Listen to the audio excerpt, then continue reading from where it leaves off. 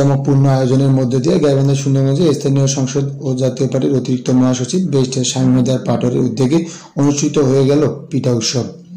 সোমবার সকালে উপজেলার doctor M I. Patwari polytechnical institute চত্বরে এই পিঠা উৎসব অনুষ্ঠিত হয়। নতুন প্রজন্মকে দেশীয় পিঠা সম্পর্কে ধারণা দিতেই এই উৎসবের আয়োজন করা হয়। আজকের এই পিঠার উৎসব আমাদের জন্য খুব আনন্দিত। এই এমপি আমাদের পিঠার উৎসবে ডাকছেন, এই জন্য আমরা খুব খুশি। এই পিঠাগুলো খেতে খুবই সুস্বাদু। খুব একটা উৎসব হিসেবে আনন্দ হিসেবে আমরা গরিব মানুষ পিঠে খাওয়ার পারি না, যার কারণে আমাদের মোটামুটি খুব একটা আনন্দ লাগতেছে। এই এলাকার এমপি সাহেব খুব একটা আমার আয়োজন করছে। রাতভর প্রায় 100 মহিলার নকশি পিঠা, ভাপা পিঠা, ক্ষীরে ভরা পাটি, সাপটা পিঠা, তেলে ভাজা পিঠা, ঝাল পিঠা, তাল পিঠা, পুলি পিঠা সহ প্রায় 10 প্রকারের পিঠা তৈরি করেন। সকাল থেকে তা সাম্প্রদায়িক মানুষের মাঝে পরিবেশন করা হয়।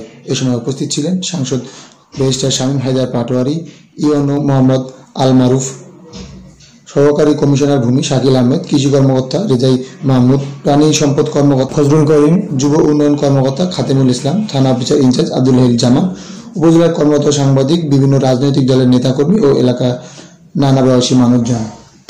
ব্যারিস্টার শামীম হায়দার পাটোয়ারির নেতৃত্বে এখানে পিঠা উৎসব হচ্ছে।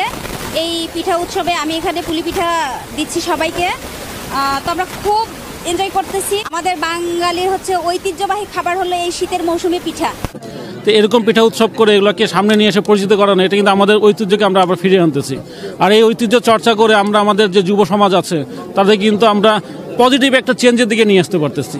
এটা আমাদের জন্য খুবই পজিটিভ। পিঠা এবং পিঠা পার্বণ এটা আমাদের একটা সাংস্কৃতিক অংশ। জনগণকে নিয়ে আমরা একটু আনন্দ করলাম, আমরা পিঠা বানালাম, পিঠা খেলাম, সবাই